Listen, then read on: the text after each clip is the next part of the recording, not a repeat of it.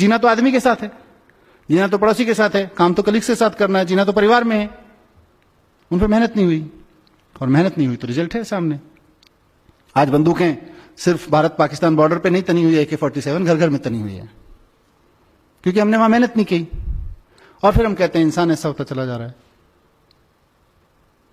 होगा, by default होगा, क्योंकि जिस क्लासरूम में हम बच्चे को विनय क्या सिखाते हैं, वो विद्या ददाति विनयम का गीत रटाते हैं, उसी क्लासरूम में खड़े होकर हम बच्चे को कहते हैं कि you are one of the 40 and you have to be one of the best in the 40। आपको इन 40 बच्चों में सबसे पहले आके खड़ा होना है, और हर बच्चे को हम कह रहे हैं, और साथ साथ हम हर बच्चे को सिखा रहे हैं कि विद्या ददाति विनयम विनयादति पात्रता कहां से आएगी।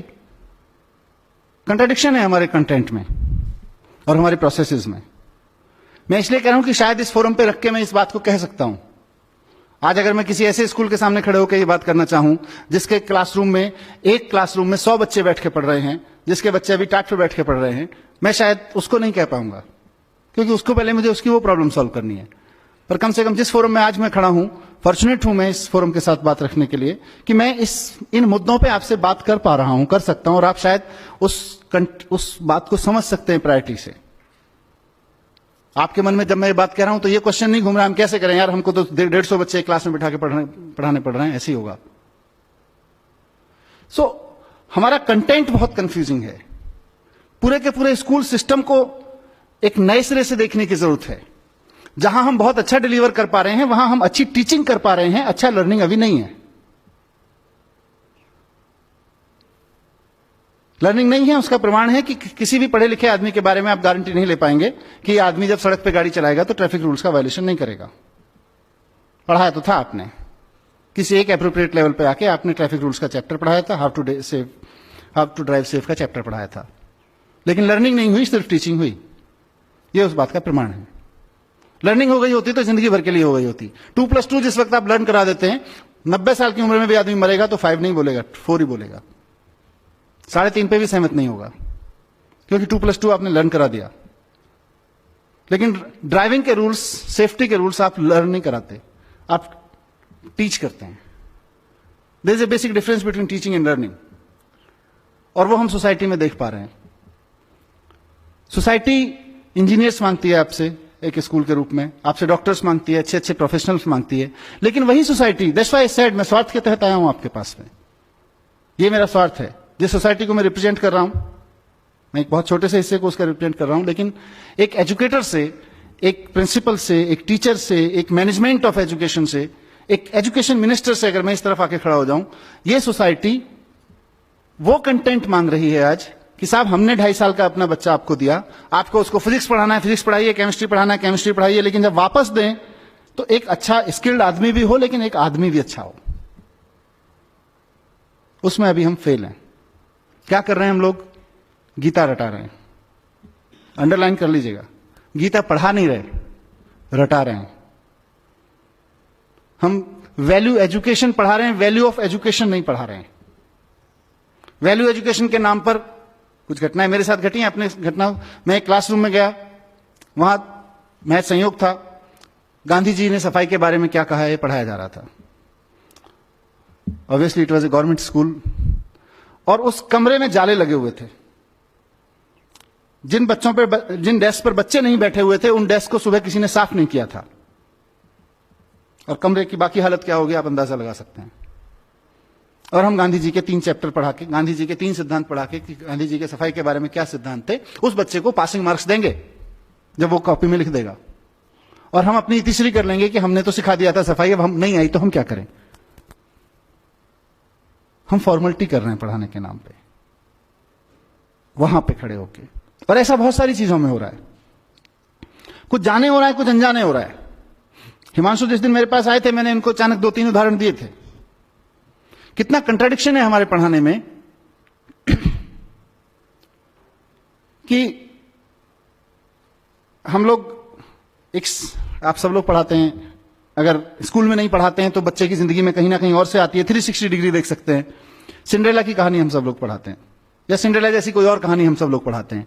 एक लड़की थी, बहुत खूबसूरत थी, उसका अफेयर था राजकुमार से, या वो राजकुमार को चाहती थी, फिर वो सुंदर नहीं रही किसी कारणवश, उसको कोई श्राप मिल गया, जो भी घटना घटी, दुर्घटना घटी, फिर उसके खराब दिन शुरू हो गए, फिर कुछ अच्छी घटना घटी, वापस उसको सुंदरता मिल गई और वापस उसको राजकुमार मिल गया।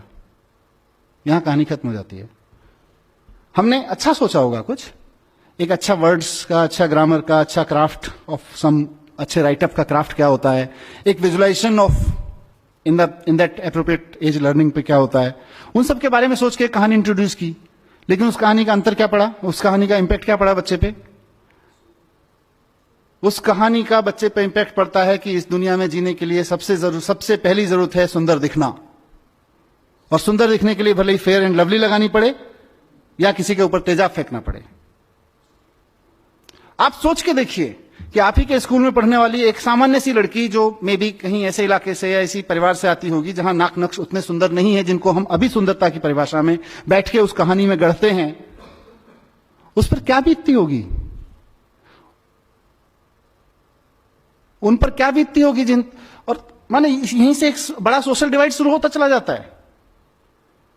हमने जानबूझ के नहीं किया, ये अनजाने में हो रहा है हमसे, पर इस जैसे कितनी घटनाएं हम नहीं कर रहे हैं। और हम एक हिंदी में विलोम शब्द पढ़ाते हैं। हम विलोम शब्द पढ़ाने में क्या बोलते हैं? स्त्री का उल्टा पुरुष का विलोम, आकाश का विलोम धरती, धरती का उल्टा आकाश, दिन का उल्टा रात, रात का उल्टा दिन। मैं इस फोरम से सारे एजुकेटर्स बैठे हुए हैं, पूछना चाहता हूं कि ये तीनों उदाहरण जो मैंने लिए, धरती का उल्टा आकाश, दिन का उल्टा रात, स्त्री का उल्टा पुरुष, ये एक दूसरे के उल्टे हैं या प्रकृति में एक दूसरे के कॉम्प्लीमेंट्री हैं, एक दूसरे को पूर्ण करते हैं, पूरकता में हैं? अगर नेचर के फाइबर में खड़े होकर देखेंगे, तो फैब्रिक में खड़े होकर देखेंगे, तो ये एक दूसरे का ताना बाना है, एक दूसरे को पूरा करते हैं। लेकिन क्योंकि हमको बच्चे को ग्रामर पढ़ानी थी, क्योंकि हमारे पास में शायद विलोम शब्द पढ़ाने के लिए उससे बेटर एग्जाम्पल नहीं था, तो हमने अपने, माफ कीजिएगा मुझे ये कहने के लिए, मूर्खताओं के चलते कुछ उदाहरण बच्चों के सामने रख दिए और वो जिंदगी भर उसके माइंड में लॉक हो गए। नौकर का उल्टा मालिक, मालिक का उल्टा नौकर। अब जिंदगी भर मालिक और नौकर उल्टे बने रहेंगे। आप ब्यूटी देखिए कि मालिक और नौकर तो एक दूसरे के कॉम्प्लीमेंट्री हैं उस सिस्टम में, पर क्या आपके स्कूल में, मेरे स्कूल्स में, मैं एजुकेशन मिनिस्टर हूं, आज मैं खुद जिम्मेदारी के साथ ये बात करना चाहता हूं आपके साथ। दैट्स व्हाई आई सेड कि I am not here just for this lecture. मेरे अंदर कुछ दुख है बहुत सारी चीजों को लेकर, कुछ पीड़ा है, दुख का मतलब पीड़ा है। उस पीड़ा का समाधान शायद हम और आप दोनों मिलकर निकाल सकते हैं, इसलिए मैं आपके पास आया हूं। मैं सिर्फ यहां हिमांशु भाई या डिंगरा साहब के कहने पे एक आधा घंटे आपसे बात करके लेक्चर देके जाने के लिए नहीं आया हूं। मैं शायद एक नई शुरुआत करने के लिए आया हूं इस देश के पैन इंडिया फैले हुए एजुकेटर्स के साथ में। क्या हमारे स्कूल्स में कहीं कॉम्प्लीमेंट्री को समझने का कोई चैप्टर है, ताकि बच्चा ये जान सके कि ये तो सब एक दूसरे का कॉम्प्लीमेंट्री है? How beautiful.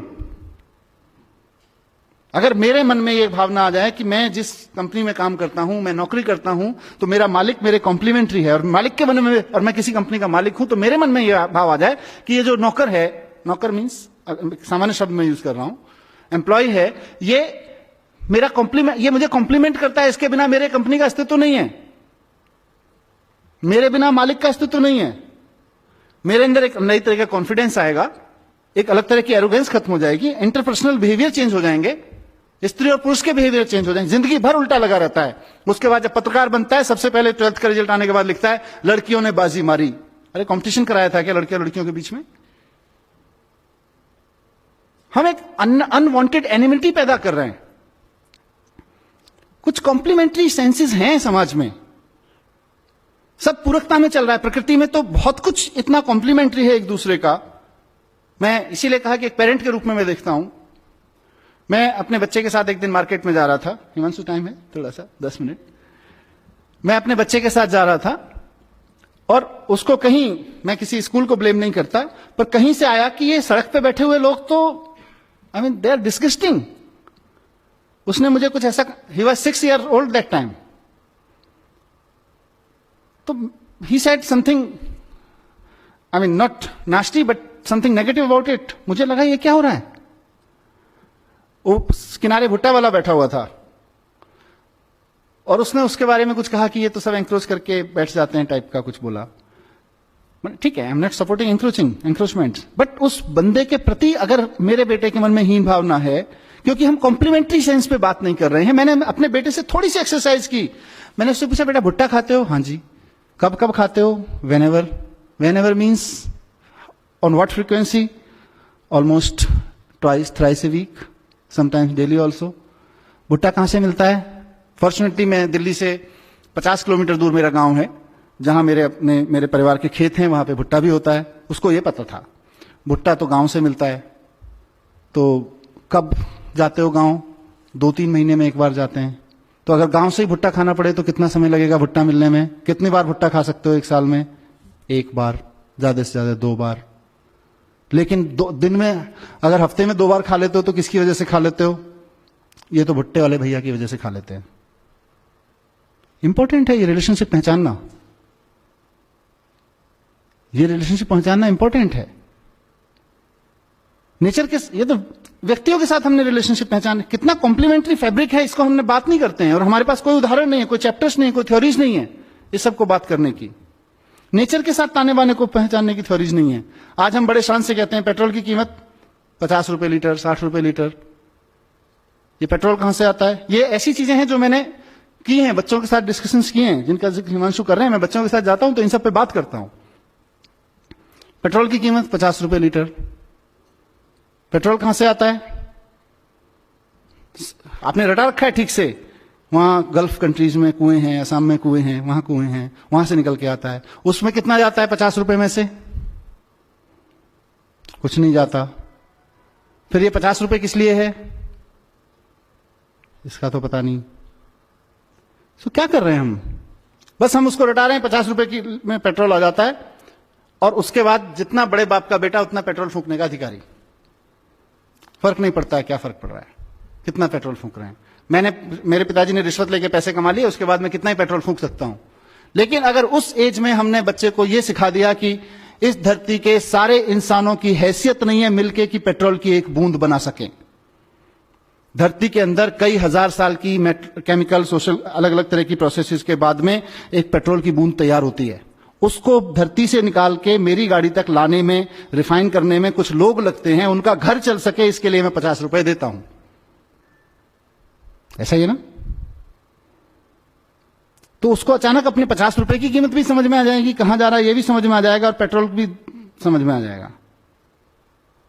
लेकिन हम नेचुरल वे में जैसा है वैसे के तरीके से बात नहीं कर पा रहे हैं अपने क्लासरूम्स में। ये मेरी एक पीड़ा है जो मैं आपके सामने रखना चाहता था, जो मैं चाहता हूं कि हम सब इस पे ध्यान दें। बहुत सारे ऐसे काम हम कर रहे हैं। एक और उदाहरण मेरे मन में आता है, मैंने अपने बच्चे की किताब से देखा, उसके बच्चे की किताब में किसी जगह आया एक शब्द था जेंटलमैन। अब जेंटलमैन के ऊपर एक तस्वीर बना दी गई, अर्ली चाइल्डहुड एज, बहुत ही सूटेड बुटेड सा आदमी, एकदम ऐसे खड़ा हुआ, बैग लेके, टाई लगा के। अब क्या हो गया? उस बच्चे को समझ में आ गया कि जेंटलमैन तो ऐसा होता है, क्योंकि जिस एज में आप उसको ये जेंटलमैन सिखाने की कोशिश कर रहे हैं उसमें उसकी पिक्चोरियल अंडरस्टैंडिंग ज्यादा है, लर्निंग लेवल थ्रू पिक्चर्स ज्यादा है, पर वो उतना नहीं सीख रहा है जितना आप सिखाने की कोशिश कर रहे हैं। वो 360 डिग्री सीख रहा है, और ये हमको स्वीकार नहीं है कि बच्चा 360 डिग्री सीख सकता है। हमको लग रहा है बच्चा तो उतना ही सीखेगा जितना हम सिखाएंगे जी फॉर जेंटलमैन। लेकिन बच्चा तो उस पिक्चर को देख के एक इमेज बना रहा है और जिंदगी भर के लिए कैद करके रख रहा है। उसके बाद उस बच्चे का फादर अगर किसान है, जिंदगी भर अपने पापा को किसान नहीं मान सकता, जेंटलमैन नहीं मान सकता है। अगर उस बच्चे के पापा कोई ऐसा काम करते हैं जो सूट टाई वाई लगाने का काम नहीं है, जिसमें प्रोफेशन में, जिंदगी भर नहीं मान सकता है। और मैं यहीं की बात कर लेता हूं, हमने सबने वो पढ़ा हुआ है। यहीं मैं 4 लोग खड़े कर देता हूं और आपसे उस कोने में खड़े होकर बात करता हूं कि वो जो फलाने सज्जन खड़े हैं ना, कौन से वाले, the yellow shirt, no, the gentleman kind of person. हम किसको मार्क करेंगे आप बता दीजिए अगर एक आदमी टाई वाला हुआ तो? हम इस कमरे में बैठे हुए लोग, पढ़ने वाले नहीं, पढ़ाने वाले लोग, क्या हमारे माइंड में तुरंत क्लिक नहीं कर जाएगा कि हम किसके बारे में बात कर रहे हैं? जिस आदमी एक कुर्ता पजामा में खड़ा हो, एक बिना सूट बूट में ऐसे ढिंगरा साहब की तरह खड़ा हो, एक भाई साहब की तरह खड़ा हो टाई लगा के, आप उस कोने में खड़े हो। I am talking about the gentleman kind of person. And believe me, how many of them in this room will not accept, will not point out exactly the person I am talking about. So, ये क्या कर रहे हैं हम? कहां से आए हमारे अंदर? हमको भी किसी ने जेंटलमैन की पिक्चर दिखा दी होगी किसी समय, नोइंगली और अननोइंगली। सो मैं आप सब लोगों का ध्यान इस तरफ दिलाना चाहता हूं कि हमारे पास जो बच्चा आ रहा है वो 360 डिग्री सीख रहा है। आज से 50 साल पहले पढ़ाने का तरीका आपका जो भी था वो बहुत अच्छा था, क्योंकि बच्चे के पास में इंफॉर्मेशन का सिर्फ दो ही जरिया थे, स्कूल और पेरेंट्स। अनफॉर्चुनेटली पेरेंट्स के पास में इंफॉर्मेशन बहुत कम होती थी as compare to school and teacher. Teacher का इंफॉर्मेशन का, नॉलेज का लेवल कहीं ज्यादा हाई होता था, पेरेंट्स का comparatively and generally, specific cases की मैं बात नहीं कर रहा, कम होता था। उस वक्त आपने जो डिजाइन किया एजुकेशन का सिस्टम बहुत अच्छा था। आज की तारीख में बच्चे के हाथ में मोबाइल है, वो बच्चा अपने पेरेंट्स से ज्यादा जानता है, आप अपनी तो छोड़ दीजिए। वो दुनिया के इतने लोगों से अपने फोन पे बैठ के बात कर सकता है, इतने लोगों से कॉम्पीट कर सकता है, किस किस तरह के कंपटीशन में हिस्सा ले सकता है, आप अज्यूम नहीं कर पाएंगे। हम उस बच्चे को पढ़ा रहे हैं। आज हम उस बच्चे को नहीं पढ़ा रहे जिसका इंफॉर्मेशन के लेवल पे सिर्फ दो ही सोर्स थे और क्रेडिबिलिटी के नाम पर एक ही सोर्स था, टीचर। मदर फादर कभी भी किसी बच्चे के लिए क्रेडिबल सोर्स ऑफ इंफॉर्मेशन नहीं हुए थे, आज भी नहीं है। लेकिन अनफॉर्चुनेटली और फॉर्चुनेटली टेक्नोलॉजी यहां पहुंच गई है कि उस बच्चे के पास इतने सोर्स ऑफ इंफॉर्मेशन है कि टीचर्स के सारे कलेक्टिव सोर्स ऑफ इंफॉर्मेशन कम पड़ गए। स्कूल का हमारे सारे कैरिकुलम कम पड़ गया है उसके सामने। We have to shape up a mind which is being affected, which is being, let me use this word, which is being attacked day and night through every corner. 100 TV channels, 5,000 games, websites, game sites, and peer pressures. All these things are attacking the mind each and every minute. Party में भी जाता है तो वहां एक peer pressure होता है, अब हमको उसको हैंडल करना है। वो बच्चा हमारे पास में 4 घंटे के लिए आ रहा है, 5 घंटे के लिए आ रहा है। So we have to shape up our education content and system and processes in a way so that we can make ourselves capable of handling that child. Sorry to say, we have not prepared. हम पुराने ढोल पीट रहे हैं अभी, पुराने तौर तरीकों से उस बच्चे को हैंडल करने की कोशिश कर रहे हैं कि क्लासरूम होगा, ओबीडियंट माने जो बच्चा क्लास में कम बोलेगा, ज्यादा बोलेगा तो ओबीडियंट नहीं हुआ, जिस क्लासरूम में कम शोर मचेगा वो ज्यादा ओबीडियंट क्लास होगी। ऐसा ही हम लोग डिफाइन करके रखते हैं। Keep quiet is the definition of being obedient. तो ये हमारे पुराने तरीके किसी समय अच्छे रहे होंगे जब इवॉल्व हुए, आज नहीं है। आज उसको बोलने नहीं देंगे, वो बाहर निकलते ही क्या बोलेगा आपको अंदाजा भी नहीं हो सकता है। और इसी का नतीजा है कि एक नई जनरेशन हमारी क्रिटिकल पैदा नहीं हो रही है। क्यों मैं ये बात कर रहा हूं? मेरे को कोई शौक नहीं है पढ़ाने का। मैंने कहा मैं तो एजुकेशनिस्ट नहीं हूं और मेरा एजुकेशन प्रोफेशन भी नहीं था। मैं तो संयोग से इस फील्ड में आ गया और आज मैं यहां खड़ा हुआ हूं। क्यों मैं कर रहा हूं इसकी बात? क्यों एज ए लीडर मेरी जरूरत महसूस हो रही है मुझको कि हमें एजुकेशन के कंटेंट पे क्लासरूम को एक आंदोलन में बदलने की जरूरत है। साथियों, आपके पास 40 बच्चे, 50 बच्चे, 30 बच्चे आपके क्लासरूम में बैठे हुए हैं और वो आंदोलन की सबसे बढ़िया, सबसे फर्टाइल ग्राउंड है। किस चीज के खिलाफ आंदोलन? वो जो समाज में चल रहा है उसके खिलाफ आंदोलन। समाज में धर्म के झगड़े चल रहे हैं, हमको क्लासरूम में बैठ के सेटल करना पड़ेगा कि ये बच्चा जब जाए तो उन धार्मिक झगड़ों में शामिल ना हो पाए। इवन को इन्फ्लुएंस भी करने की कोशिश करे तो उसको क्लैरिटी है, उसको इंटरनेट पे, व्हाट्सएप पे भी कोई ऐसा मटेरियल मिले तो उसको क्लैरिटी रहे, नहीं I have understood it, this is rubbish. That we have to prepare for. धर्म के, जाति के झगड़े हैं, क्षेत्रवाद के झगड़े हैं, क्रिटिकल नहीं है। 5,000 साल पहले जिसने कुछ कह दिया उसी को माने बैठे हैं। नया करने की क्षमता पैदा नहीं हो रही है हमारे बच्चों में। आप देखिए कितने बच्चे हैं जो नया पैदा कर सकते हैं, नया सोच सकते हैं, रिस्क ले, क्योंकि नया करने के लिए रिस्क चाहिए, रिस्क लेने की क्षमता चाहिए। और रिस्क लेने की क्षमता हम लोग नहीं पैदा कर पा रहे हैं बच्चों में, क्योंकि हम जब पैदा कर पाएंगे तो हमारी क्लास में पढ़ने वाले 40 बच्चों में से कम 38 के बीच होनी चाहिए। अभी तो 38 में से 40 में से 2 के बीच है, उसके बहुत सारे और संयोग कारण हो सकते हैं। क्योंकि जब क्लासरूम से रिवॉल्यूशन से पैदा होगा, कॉन्फिडेंस पैदा होगा, नया करने की जिजीशा पैदा होगी, हिम्मत पैदा होगी, तो वो 40 में से 38 बच्चों की में पैदा होगी कम से कम। और उसका नतीजा क्या हो रहा है? एक नेशन जो अपने आप में कॉन्फिडेंट नहीं है, एक सोसाइटी जो अपने आप में अपने थॉट्स पे कॉन्फिडेंट नहीं है, अपने थॉट्स के प्रति क्रिटिकल, अपनी कन्वेंशंस के प्रति क्रिटिकल नहीं है, कुछ नया करने की हिम्मत नहीं जुटा पा रही है। 1,500 साल पहले आर्यभट्ट ने कहा था शून्य है, शून्य की खोज की उसने किया, और हमने 1,500 साल क्या किया? हमने 1,500 साल गाना गाया, जब जीरो दिया मेरे भारत ने दुनिया को तब गिनती आई। हमने गाना गाया, और उसी शून्य का 1,500 साल पहले जिस हिंदुस्तान ने शून्य का आविष्कार किया, उसी शून्य का इस्तेमाल अमेरिका, यूरोप के साइंटिस्ट ने करके पूरा साइबर वर्ल्ड उस शून्य में खड़ा कर दिया। हम गाना गाते रह गए, जब जीरो दिया मेरे भारत ने दुनिया को तब गिनती आई। उन्होंने साइबर वर्ल्ड खड़ा कर दिया। आज वो ट्विटर चलाते हैं, फेसबुक चलाते हैं, गूगल चलाते हैं, यूट्यूब चलाते हैं। हम अपने लड़के लड़कियां नौकरी करने भेजते हैं उनके यहां पे, और हम कहते हैं कि हम तो बहुत महान देश थे पहले से। हम अच्छा हमने किया है, काफी कुछ किया है। ऐसा नहीं है कि एजुकेशन में कुछ नहीं हुआ। मैं with due respect to every educator मैं कहना चाहता हूं कि एजुकेशन की आज तक की बहुत अचीवमेंट हैं। आज मैं अगर आपके सामने खड़ा होकर इस मंच से बोल पा रहा हूं और आप में से कोई इस बात को लेकर क्वेश्चन नहीं कर रहा है कि ये जो आदमी इतनी बड़ी बड़ी बातें यहां कर रहा है इसका धर्म और जाति क्या है, वो एजुकेशन की अचीवमेंट है आज हमारे यहां। आज आपके सामने कोई आदमी इंटरनेट यूज करता है और आपके मन में कभी भी यह सवाल नहीं उठता, मतलब आपके माने समाज के मन में, समाज में किसी के मन में यह सवाल नहीं उठता है कि इंटरनेट यूज करने वाले की जाति क्या है, जरा पूछ के तो देख लें। इस जाति के लोगों की हिम्मत कैसे हुई इंटरनेट यूज करने की? आज ये क्वेश्चन नहीं बचा है समाज में, वो एजुकेशन की वजह से है। 500 साल पहले गुलाम खरीदना और रखना या गुलाम की तरह बिकना समाज की स्वीकृति में था। आज कोई भी व्यक्ति इस बात को स्वीकार करने को तैयार नहीं है अपने सामने किसी गुलाम को बिकते हुए देखकर। खुद के लिए गुलाम होकर बिकना या खुद के लिए गुलाम खरीदना तो अलग छोड़ दीजिए, ये एजुकेशन की अचीवमेंट है। लेकिन जहां नहीं पहुंचे वहां का चर्चा करना जरूरी है। जो छूट गया एजुकेशन से वो बहुत क्रिटिकल है और वो बहुत स्लो है। इसीलिए मैंने कहा हम अतीत के गुणगान में बहुत लग गए हैं। हिंदुस्तान की सबसे बड़ी प्रॉब्लम यही है कि हम अतीत का गुणगान बहुत करते हैं। हमारे यहां आर्यभट्ट हुए थे, अरे सर जी आर्यभट्ट हुए थे, उसके बाद हमने क्या किया? आर्यभट्ट तो होके चले गए। मुझे कई बार लगता है कि अगर आइंस्टाइन हिंदुस्तान में पैदा हुए थे तो हिमालय में एक मंदिर बना देते हम लोग उसका, और समझा रहे होते अपने बच्चों को 14 कोस की परिक्रमा है, सीधे चले जाओगे, पेट के बल लेट के जाओगे तो जल्दी साइंस समझ में आ जाएगी। पैदल जाओगे तो इतने दिन लगेंगे साइंस समझने में, हेलीकॉप्टर से चले गए तो इतने दिन लगेंगे साइंस समझने में। मैं किसी धर्म और किसी मान्यता का अपमान नहीं करना चाहता हूं, उनकी सबकी एक साइंस है। हमने अपनी साइंस के चक्कर में वो साइंस भी खो गई।